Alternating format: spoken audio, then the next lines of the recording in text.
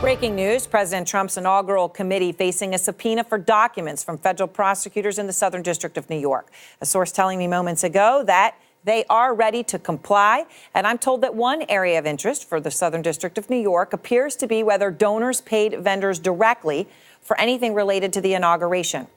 Up front now, Harry Sandick, former assistant U.S. attorney for the Southern District of New York, Laura Coates, former federal prosecutor, and David Gergen, former advisor to 4 presidents. Harry, here's what I know. It's a subpoena. They're waiting for it. Yep. It's for documents.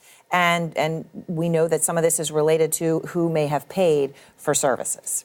That makes total sense. If I were conducting this investigation, I would be interested to know whether any payments were made by foreign businesses or foreign individuals, and whether the idea of having the payments made directly by these outside people was a way of essentially trying to skirt the reporting requirements that exist, that the committee has to keep track of who its donors are. Some people aren't allowed to make donations, such as foreign individuals and businesses, and maybe this was a way around it. That's what a prosecutor's probably wondering about. Right. I mean, because, Laura, obviously, just to make the point clear, right, foreign donors are not allowed to be doing this. So if it happened, that would be a violation.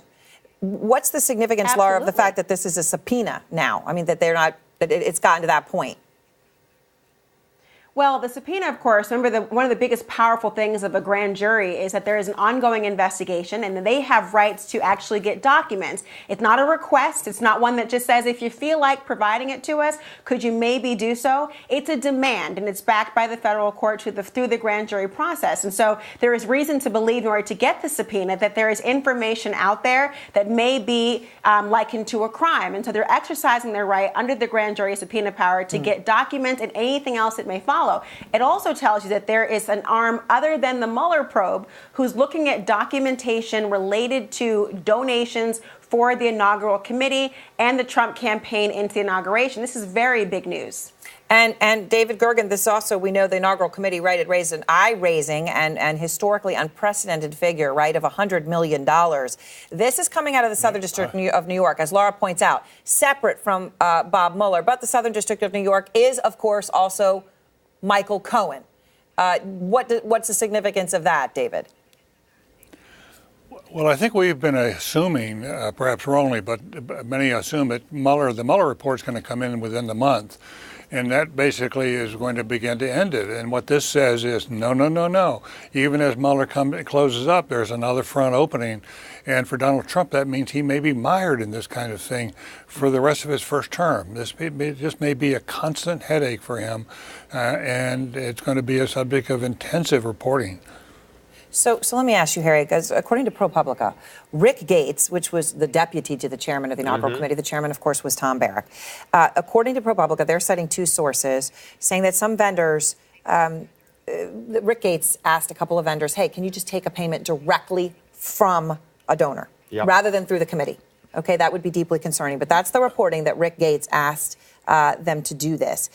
Let's just talk about the significance of that. Yep. If that happened, is there any way that the inaugural committee, more broadly, wouldn't have known about it if Rick Gates was hypothetically acting completely on his own? It's hard to imagine that, because an invoice comes in for a block of hotel rooms, let's say, and the inaugural committee is going to have to pay for that unless somebody else pays for it.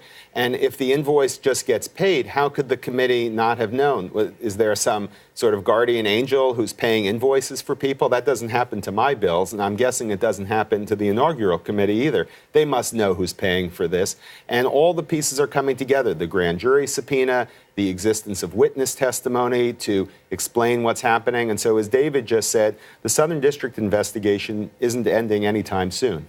And what else do you think they could be looking at, Laura? As I said, obviously, that's one thing that I am told is in here, but there obviously is likely to be much more that the Southern District is requesting in this subpoena.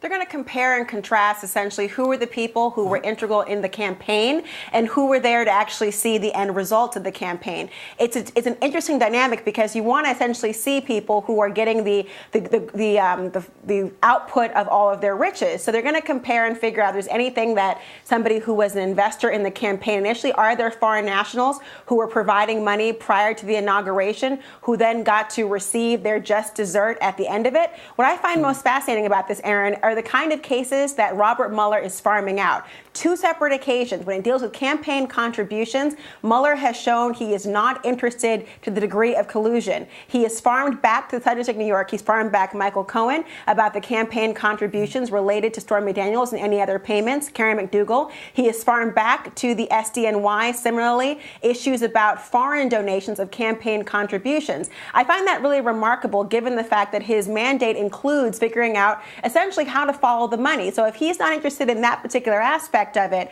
I wonder what he's truly honed in on. And it also could be that he was anticipating that at some point his tenure would end and he had to make these systems automated by being able to funnel out the exact matter of his mandate.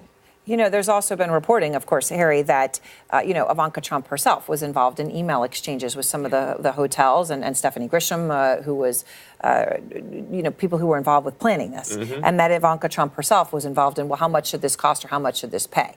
So this is, if you talk about the inaugural committee, it involved the Trump family, just to be clear, right? Absolutely. The Trump family, his closest advisors, they planned this event, and there are going to be emails, text messages, witness testimony, it seems, maybe from Gates, to help put it all together. It sounds as if the Southern District's Public Corruption Unit, which I think is handling these subpoenas, believes that they may be onto something, and they're going to just follow it where it leads. David, just to put the exclamation point here on the amount of money we're talking about, right? I mean, again, $100 million raised for an inauguration. That is an unprecedented figure, just to begin with. Yes. I think it may be double or more of what Barack Obama raised. And there are these continuing questions about, okay, where did all this money go? Did people in the Trump organization or the family make any money out of this? And who paid? Were foreigners paying? I do think of one note of caution, Aaron, and that is Tom Barrack, who ran the inaugural committee, is in many circles one of the most respected people around Donald Trump. Yes. I know the president wanted him to come into the government, but it's hard to see him sitting over this some sort of piggy bank and being contented and letting it go. I just don't think that's not his personality. That's not his reputation.